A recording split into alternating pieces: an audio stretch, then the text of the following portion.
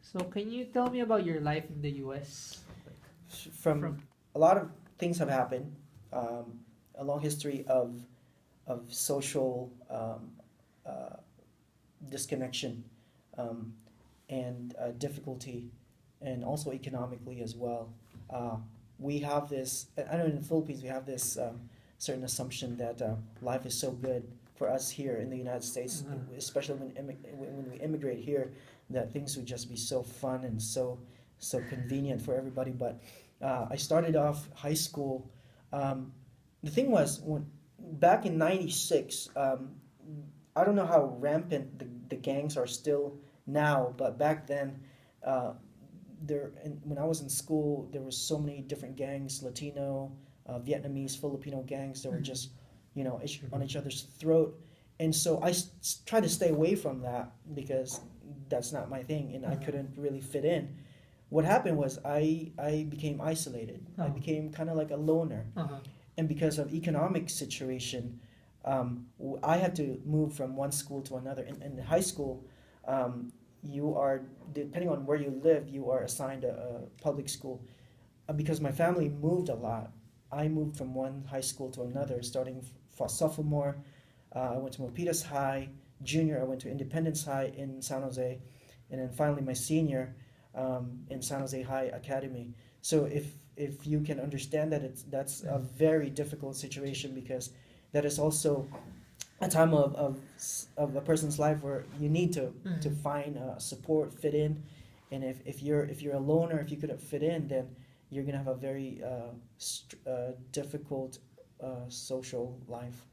So that's what happened to me. Very, very, very, very difficult. Didn't have the support I need. My parents had to work, so I, did not get that support from my parents. They expect me to graduate and finish, which I did. But after that, I didn't have any role models to help me out, to really to guide me.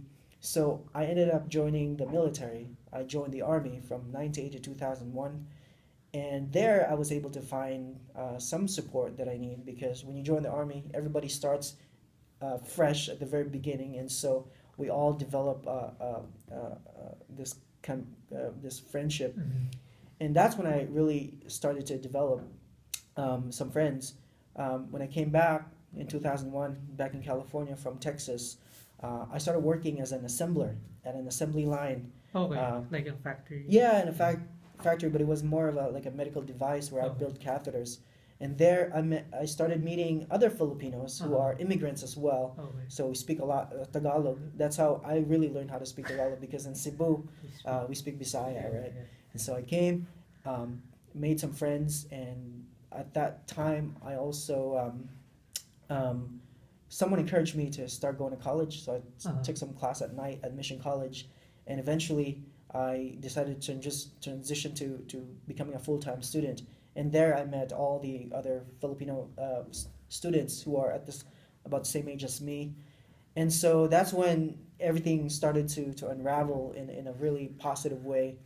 So this was in 2001, right? It's from 2001 to 2004. I was at Mission College, community college, similar to Skyline, where I met the support that I've been looking for, that I was lacking. And so they helped me through. And so community college is such an important part of me.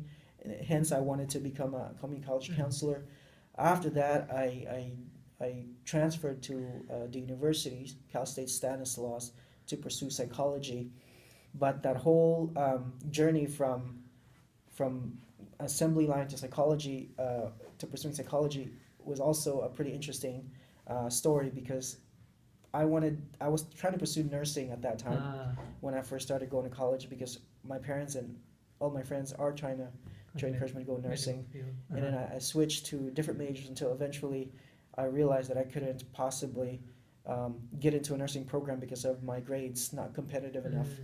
And so I switched to psychology, graduated, and then ever since I've been really just an independent individual. I don't know. I know as a Filipino we are a very community oriented, but for me, because of my history of social isolation, I suppose, I've always relied on my own, in spite of me having all those friends.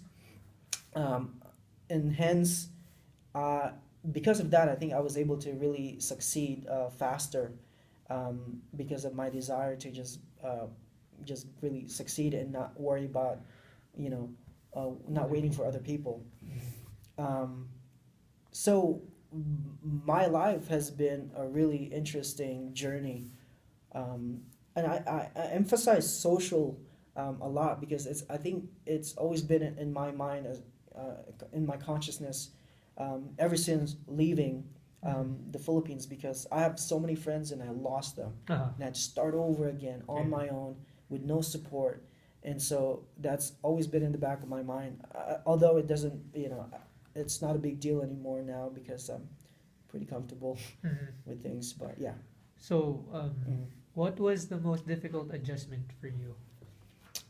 That would be it. The The social adjustment, finding the right people that I can relate to. Mhm. There is a big difference if you are an immigrant Filipino and trying to adjust to this culture, and having to find support with Filipino Americans who grew up here. Mhm. It's not an easy kind of conversation that you Uh-huh. can just have. Sometimes they can't relate to you and you can't relate to them, and you end up not having any support. So the social adjustment was a big deal. Do you feel there were differences in values between the U.S. and the Philippines? I would say so. In terms of, well, I don't know, because when I never really got or I decided to not hang out with them. Philippine. Okay. Um, but I would say that in terms of me in person, that education is such a big deal to me, that I wanted to really get my bachelor's degree someday. Mm-hmm. And I know that some of the Filipinos that I know, I don't feel like it was, although it was a big deal for them, it was important for them Mm-hmm. that they did not pursue Pursue it it. as much as I did. Oh, okay. Um, yeah. Um, how about discrimination? Did you experience any of it, like growing up? Or Most definitely. A lot of times, this is a good story to tell. And there are different ways, different discrimination from different groups. Within the Filipino community, the American-born Filipinos discriminate me because I'm an immigrant and I have an accent when I speak. They Uh-huh. call me Fob, fresh Uh-huh. off the boat. And to separate me as somebody who's inferior, who's not socially, um, you know, I don't know, don't fit in or whatever. Because you're not like them. Yeah. I'm not like them. I'm not as cool as them. Uh-huh. And back in the days, everybody wears baggy pants. I wear my fitted jeans because I listen to rock music in the Philippines. So that was a little interesting. That's the kind of discrimination I had within the Filipino community. Outside of that, I was also discriminated based on different things. Just because I'm Filipino too, I was associated with some Filipino gangs, which I am not a member. Mm-hmm. But they thought that You were you part know of it. I'm part of a Just gang, because you were Filipino. just because I'm Filipino. And so some of the Mexican gangs tried to jump me on my Oh. way out of school. On my way home, I had to run as fast as I could. When I was in the military, there was this guy, his name is Private Cameron. He's a Jamaican immigrant from Jamaica who lives in New York. And every time he would come to my room, because my roommate is his friend, he would punch me um, as hard as he can. And if I try to fight back, then he would beat me up. And he said that I'm a midget. I'm too small. Uh-huh. So why am I in the military? And so that kind of discrimination I have experienced as well. Blatant physical attacks.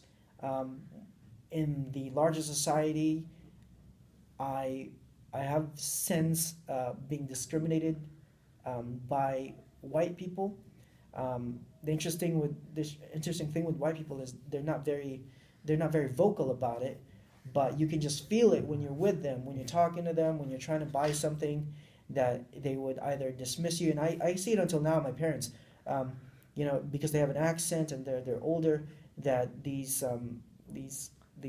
you know, white people have a different way of communicating with them, very dismissive, very Sarcastic. condescending, very sarcastic sometimes. I don't think they're aware of it, but I've experienced it, and I know how it feels to feel like I'm not as good as them. And I think that's one of the primary motivation for me to pursue further with my education and my profession.